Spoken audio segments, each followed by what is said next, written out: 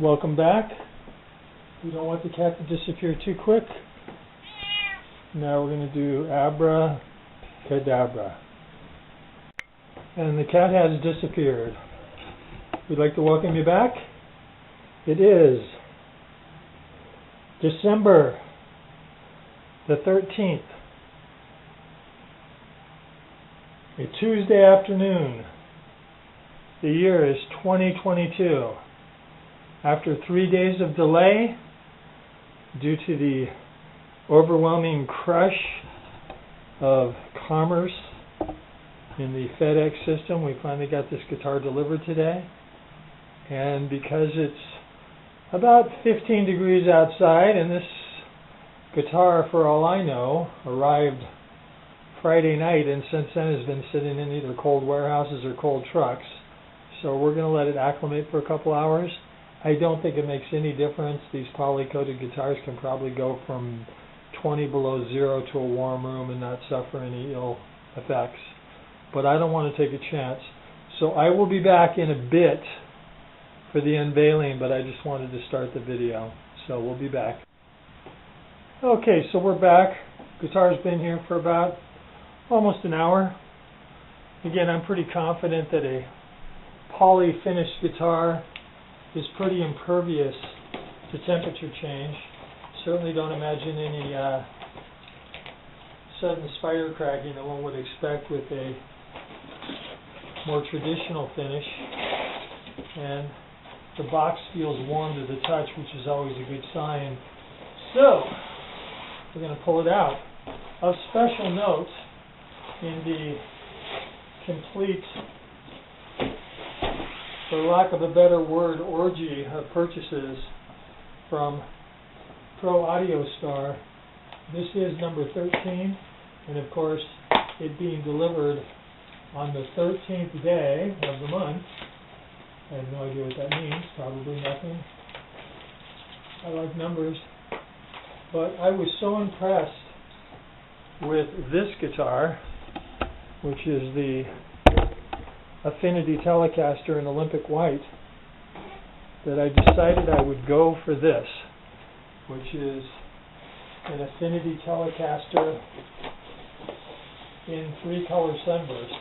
And typically I'm not a huge fan of Sunburst on Telecasters. Again, just personal preference. Not really connected to anything of reality, just personal preference. That's how personal preferences are. But the 3-color Sunburst on my Toronado was so nice that I thought, why not? And of course, as you all know, the prices they were offering these at were pretty amazing. Not as amazing for the less expensive guitars. It's all a percentage game. These Affinities used to be the budget guitar that was one step above the Bullet, but when they discontinued the Standard and the Deluxe and the Vintage Modified, they upped their game. Man, it's a beautiful Sunburst. They upped their game with the Affinities, and in my opinion, the Affinities have really are equal to what the Deluxe was. Let's see if it came with the custom bent switch that my other one did. And it's okay. Fret-ins feel, again, really nice. For wood matching, seems very nice. A little bit of character in there. Neck feels good. So we're going to tune it up. They seem to lift these bridge pickups way up. They put the action pretty high on these too. I don't know if it's to cover up high frets. I'll tell you after I let it warm up. So I'm just going to let it sit in the stand and warm up. But it looks beautiful. Again, I prefer the 3-color Sunburst. It's funny, on the camera, this looks so much more yellow than it is in real life. And the defining line looks, but you can see the black to the red to the amber. But yeah, doing let's see, neck pocket cracks, Telecasters are not really, don't seem to be as susceptible to neck pocket cracks as Stratocasters do. But yeah, first impression's really nice. The visual of it is very nice. We'll dial it in and see how it goes.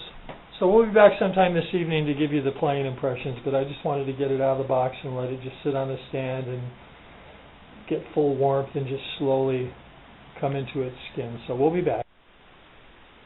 Okay, we're back. I have tuned this guitar up, stretched the strings, did a minor truss rod adjustment, and I can say that it was completely playable out of the box.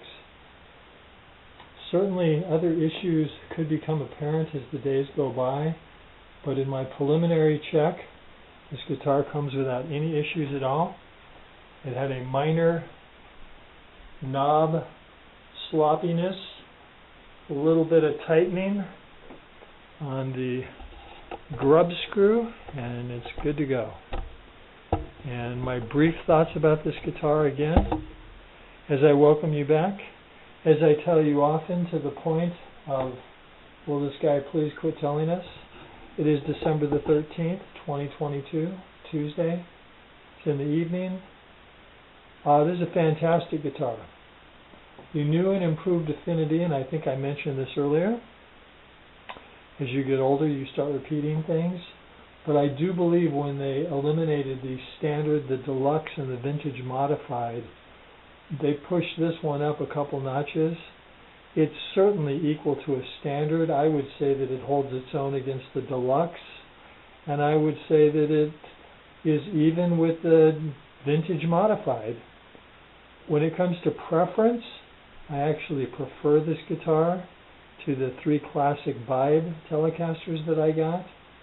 I got 2 50s models, one in the butterscotch blonde and the supposedly white blonde, which is actually faded shell pink. I actually got 4 Telecasters, and then I got the 60s classic Vibe custom Telecaster and the 60s Telecaster thin line. And I prefer this guitar to the 4 of those. And I would not go out on a limb in any way, shape, or form and say that it's a better guitar. But when you like something more, it is in fact a better guitar. And I will certainly, as the guitars come and go, this one is, the sister guitar to this, which is the Olympic White with the Indian Laurel fretboard. And I was very impressed with it, which is why I decided to go ahead and grab the Sunburst version. And again, these were being blown out the door for $150. I think they're currently selling in the $250 range, and that was after a price reduction. I think they were pushing closer to $280, $290, which I thought was a little greedy on Fender's part, but they saw an uptick in demand, and so they figured they'd just push these into a higher realm. I think bringing them down to the $250, $240 is very reasonable. They're certainly a couple steps above the Bullet, and I like the Bullet guitars. But again, these have some features that the Bullet does not. I appreciate the belly/rib cut on these guitars. And to the previous Affinities, I think were top loaders through the bridge, and these are string through the back, which is very traditional for Telecaster. According to the Hyperbole written by Fender, the pickups in these have been upgraded. Again, I can't say they sound that much better than a Bullet or that much worse than the classic Vibe. I mean, they're different. They're ceramic pickups. Ceramic are a little more brittle, but I tend to like that sound, so it works really fine for me. But again, the fit and the finish on these guitars is really, really impressive. The fret ends are smooth, smooth, smooth. They look like they were really well finished, like someone took some extra time in the final prep to give them a nice doing over. There's no grittiness on the frets on either of these guitars. I wouldn't go as far as to say that the frets have been polished, but they certainly were cleaned. And again, no grittiness at all when you do a bend. It's just really smooth. The potentiometers on these guitars feel like there's a bit more oomph. I haven't opened it up. I'm sure they're just the dime-sized pots, but there's a nice resistance and they work really well. On both guitars, I lowered the bridge pickup because they tend to send these things out jacked up, which to me just really sort of clouds the tone. So I drop them down, and I keep my neck pickup sort of low as well. That's all a matter of preference. That's why they put screws there, so you can adjust it to your heart's desire to dial in the tone that you want.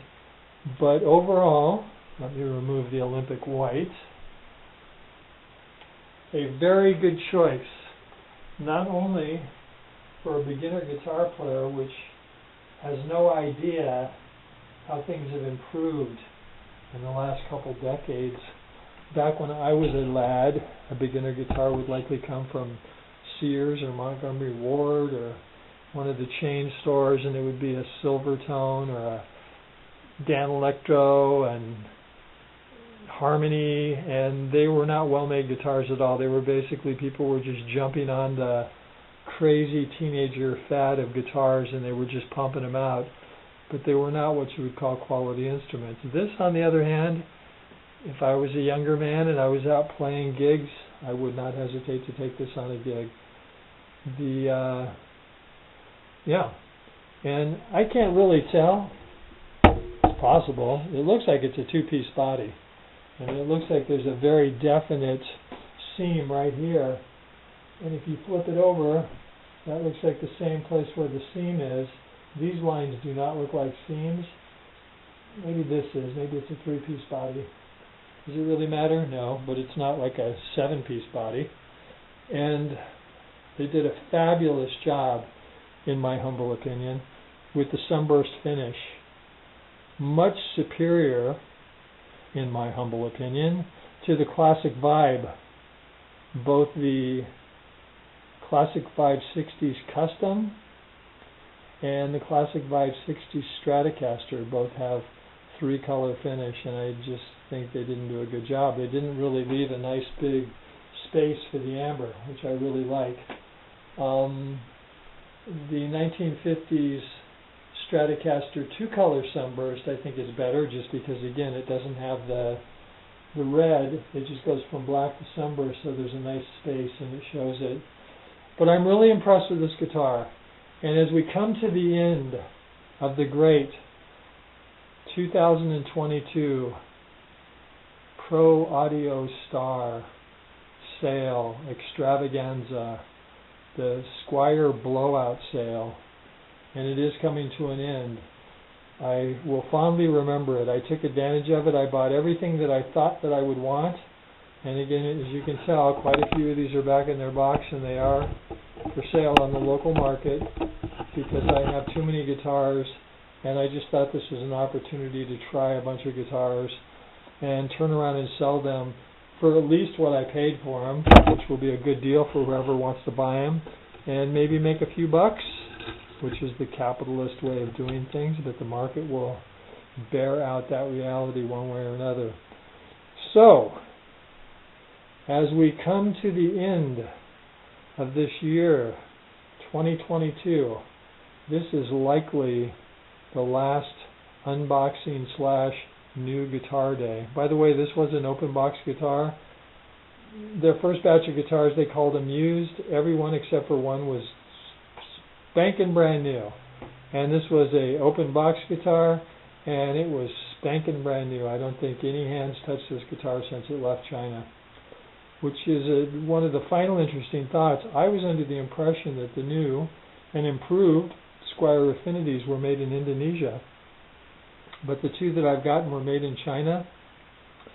But the Chinese factory is putting out a really high quality product. And they should feel proud of themselves, and Fender should feel really good about their contract with them, because they're doing a really nice job, and these really, like I said, if you're a beginner guitar player, you know, people always talk about it, and it's true in a lot of guitars. You get a beginner guitar, and you better know how to do some work on it. You better know how to adjust the truss rod and set the intonation. The action's a little high on this, which, again, as I mentioned in previous videos, my Squier guitars from about, I think the earliest one that I got was probably about 2012, and then I got a 15, and I got a couple from 2017 and 18 and 19 and 20, and they all came from the factory with the action a little bit lower. For some reason, Squier seems to be following the lead of Epiphone, sending their guitars out with the action a little high, which sometimes is sort of a ruse to cover up some high frets. I don't really care if the action's that high because I'm not a shredder and I'm not moving that fast, and it does make for making bends a lot easier. I'm sure at some point in time I may drop the action a little bit, and then I might have the unhappy discovery of finding some high frets. But till then, I don't notice any high frets. So they did a really nice job, and the fit and the finish on this guitar is just top notch. You know, I read forums and people get made in Mexico and even made in America guitars that have issues, and like I said, as the days go by, issues may become apparent. I may come back and add a little addendum to this video after a few days, but I just wanted to get this in the box on the day, or excuse me, in the camera on the day that the guitar was received. So, as we come to a conclusion, this is, and yes, I know I made a goof on my last video, which was, I believe, the 50s Classic Vibe Stratocaster. As I ended the video, I called it a Telecaster. Well, I will not make that mistake this time. This is a 2022 Squier Affinity Telecaster in 3-color Sunburst with the maple fingerboard.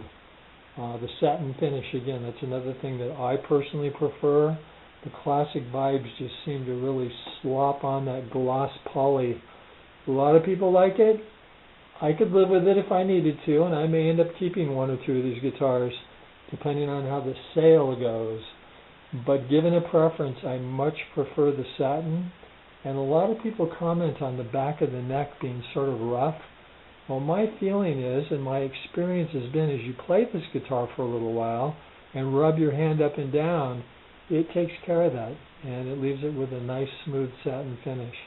And again, on the fingerboard, the satin finish just feels right. Just feels like how it should. Anyways, thank you for joining me. Maybe back with just a tiny 3rd chapter, but if I'm not, that means I didn't discover any glaring issues with this guitar, and I'll just put the video together and get it on YouTube. Thank you very much.